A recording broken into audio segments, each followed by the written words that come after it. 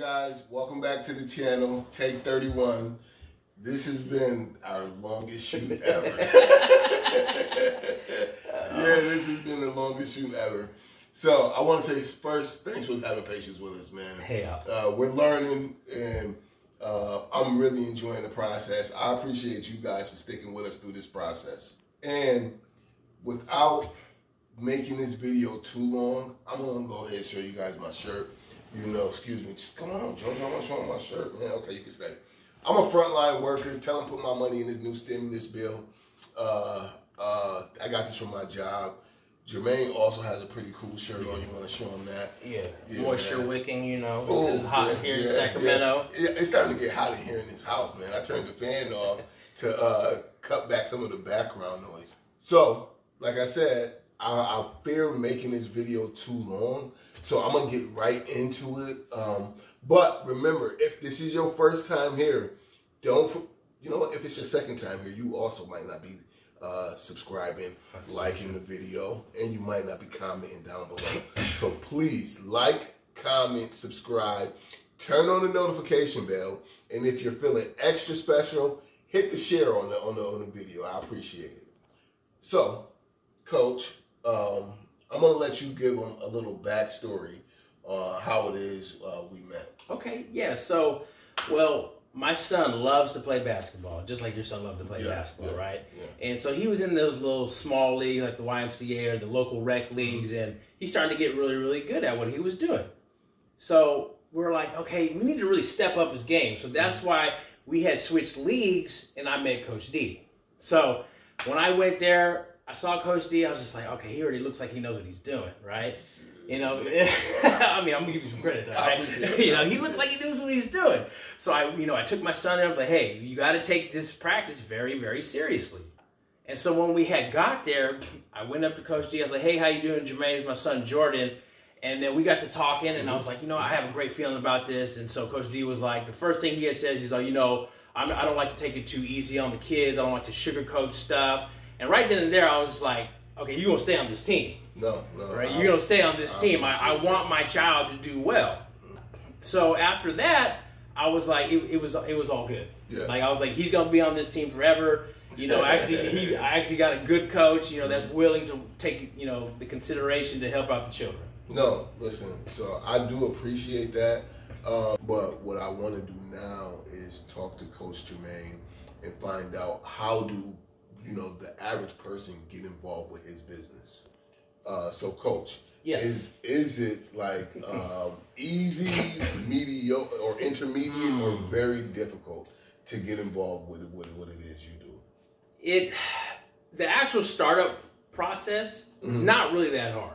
Okay. You got to be just focused and, you know, build that brain muscle. You know, sit your butt down and study. That's all you got to do is just study and pass the test.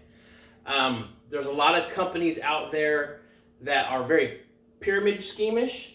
Okay. Very pyramid scheme-ish that just, you know, want to make sure that you're just, you know, selling to every Tom, Dick, and Hank out there. But necessarily, that's not a really good thing. You want to make sure that you find a company that you're very comfortable with, on top of they've been around for a very long time. Because a lot of companies solely love to make sure that their agents do well, and then they put a lot of training into their agents. Those are the companies you want to stick with, because if you're not with those kind of companies, your clients won't take you seriously. They're just like, oh, he's just trying to sell something. And hence why I like to tell my clients that the things that we do are not transactional. It's very custom tailored. So what I mean by custom tailored is like, you know, you really make sure that you're doing what's best for the client. Okay, so other than, you know, the startup, a lot of companies, there's really not no startup costs. No, Coach, I'm not buying it, man. There's really not Everybody has startup costs, man. So the one thing I like that you said, because right now I'm learning something with you guys, right? So the one thing that I like that you said, again, we're going to go back to the dividend stock, is you guys are reputable. You've been around for a long time. That's the number one thing that provides people security is brand recognition. Brand recognition is huge. Right? So you have the brand recognition, you provide a great service, but now to become a part of the business, especially such a big brand, there's typically startup costs. So you're telling me it's minimal. It's not tens of thousands of dollars. It's not hundreds of thousands of dollars. on average, how much would you say it is to get the basic startup? The one of the companies I choose to partner with, I know the reason I'm laughing is because really it's not that expensive to start up this business. Okay. Because if you join the right company, and mind you, there's probably a small handful of companies out there that will actually, put in their time into an agent and give them the resources to make sure that they do well. It's kind of like you're in business for yourself, but not by yourself. And so what I mean by that is in terms of costs, like when I first started with the company I partnered with, I think I spent maybe $280 and they reimbursed it back to me. Yeah, it is very comical, but seriously, it was $280. I got my license and they reimbursed me right back. Listen, I'm sorry, bro. Sounds a little Ponzi scheme-ish, right? $289. It might have gone up. It might have gone up a little bit, but you're saying not even $1,000. So so full disclosure, I'm working on getting my real estate license right now, and that's going to cost me at least $500 to $600.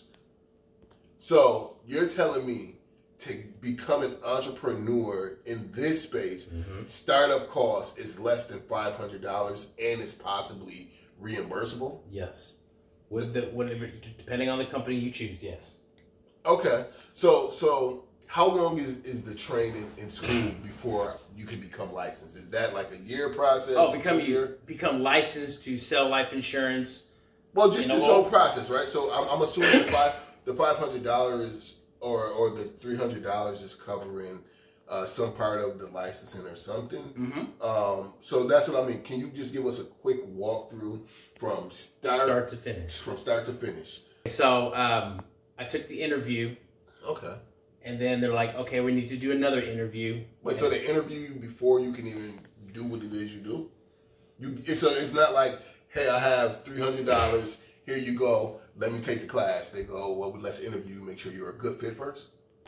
Well, so pretty much how it worked was I didn't have any of the money, right? A buddy of mine that I knew for a very long time when I used to do real estate, he's like, hey, talk to my boss. This would be a great opportunity for you to become a life insurance agent. Okay. And I'm like, oh, okay. Well, I went there, had the interview, and he told me to come back for the second interview. Okay. Cool. So I went to the second interview, and the guy liked me, and so I went to the third interview. Yeah, there was a third interview, but right? But I was just like, oh my God, like third interview, I'm like maybe that means like I'm not gonna get in, because it took so long, right? Flashbacks of when I was in high school and I played basketball and I made it to the last cut, and then they cut me. Okay. So went to the third interview, and pretty much the third interview was like I got hired, but then they were just telling me about my compensation structure. Okay. Like I never knew that this was possible. Like I never made six figures in my life, and then when I went to this third interview, they're like the possibility of making six figures is 1 to 2 years if you put in the work. And so I was just like, wow, this is beyond, like, I didn't even know we could do that. So you said in 1 to 2 years, yes, it was possible.